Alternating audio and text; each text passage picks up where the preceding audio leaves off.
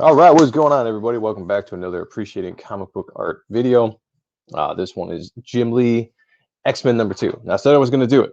I did the X-Men #1 a few weeks back, and I wanted to do 2 and 3 because the story arc was just so good, and it means a lot to me personally because it had a lot of influence when I was a child. Like when I was first coming into the X-Men, when I was first really getting into comic books and establishing characters and falling in love with artists, the X-Men were one of the first big groups I got into. That also helped with the '92 animated series that came out, and then I really got into Jim Lee quite a bit because actually the kid when I was eight, 8 or 9, maybe I was 10, something like that. He was really big into Jim Lee. And so, of course, me wanting to be like my friend, got into Jim Lee as well. Well, I'm glad I did because he stayed one of my favorite artists for a long time. But this era of art, specifically the late '80s and pretty much throughout the '90s, was my favorite Jim Lee kind of era. And we'll do some Wildcat stuff in the future. I know I've already done Wildcats 1, but I'd like to dive a little bit farther into his Wildcat series because his pencils and him and Scott Williams got a lot cleaner as they went along, but it was still a very dynamic style. So before we go any farther, if you like this channel and you like the content, please subscribe, hit that like button, hit the bell for notifications, and spread the word.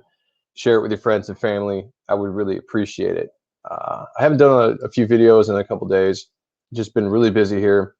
I'm working on commissions. I'm working on my book. I'm doing the Art and Stuff show, and then obviously doing the family thing. So now I'm going to try to get back to it. I got a few minutes to spare here before the Super Bowl starts. So when you watch this, it'll probably be Monday, but I'm recording this on Super Bowl Sunday. So we'll see how that goes to end the season. So here we go. Just an awesome cover by Jim Lee and Scott Williams. I'm not sure who did the colors. We're going to have to jump in here a little bit and then check it out. But it just I don't know. There's just something about this cover that was so good. It's an excellent pose by Magneto, um, entrapping Xavier there, and then you got like these broken statues or whatever of the X-Men there. Just it's very eerie, especially for a #2 in a rebooted series, a soft reboot that the X-Men was. It's awesome. And when we get to three is one of my all-time favorite covers, but we'll get to that when we get to it. So we're going to open it up with a splash page. Joe Rossis. I don't know. I'm horrible with last names, unless I know exactly how to pronounce it. If you watch the Art and Stuff show, you know that, and I'm just going to carry it into this series as well.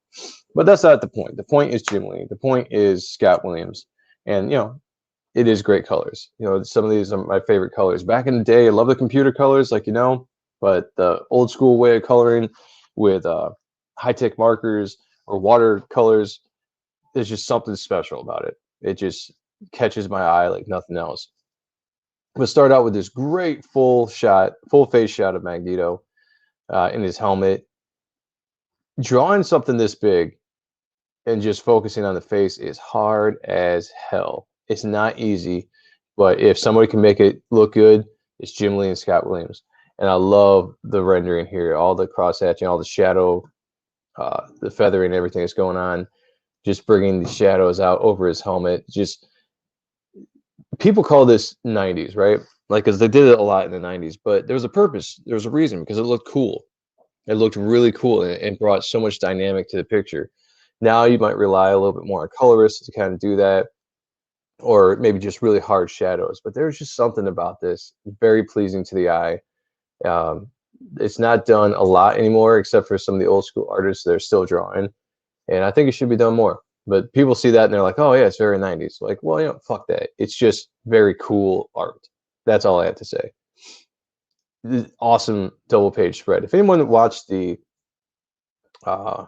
the Image Revolution, I think is what it was called, documentary that they have on, you can get it on Amazon, it's on YouTube. But this is one of the pages that they show when one of the guys was saying, like, there was comic book art, and then there was Jim Lee and Mark Silvestri and Rob Liefeld and Todd McFarlane at the time. And these guys, this looked like action movies. And this is one of the pages they point out because, yeah, it does. Look at this beautiful art right here. I mean, there's so much detail. Again, the colors pops everything out so great. Scott Williams takes what Jim Lee's doing here and puts it all together so well. I mean, just take a look at it. That's all I got to say. Just gaze at it for a second and appreciate it for what it is. This absolutely beautiful piece of art right there. That's what I miss about the 90s comics.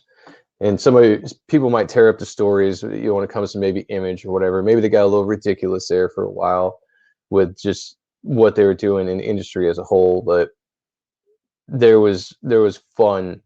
There was just a lot of fun in the 90s comics that you don't get quite as much nowadays. It's really good panels there. The fight, the double page spreads, this big anchor shot here, it allows you to kind of really tell the story as you're going along. A lot of small panels, face shots, good storytelling where you're pulling in.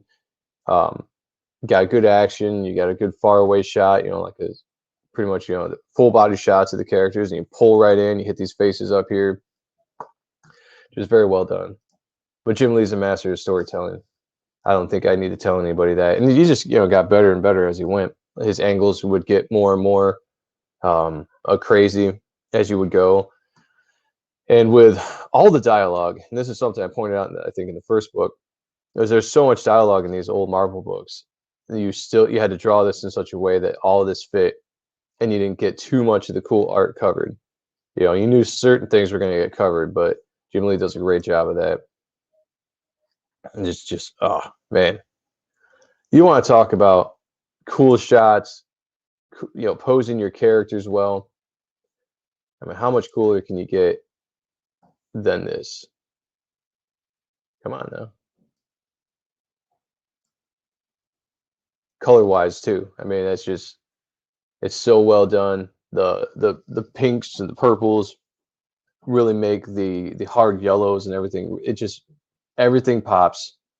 And then you got the word balloons there in red. Just everything is exactly how it should be. I mean, this to me is like a perfect example of what you want to do in a panel that just makes you step back and go, wow.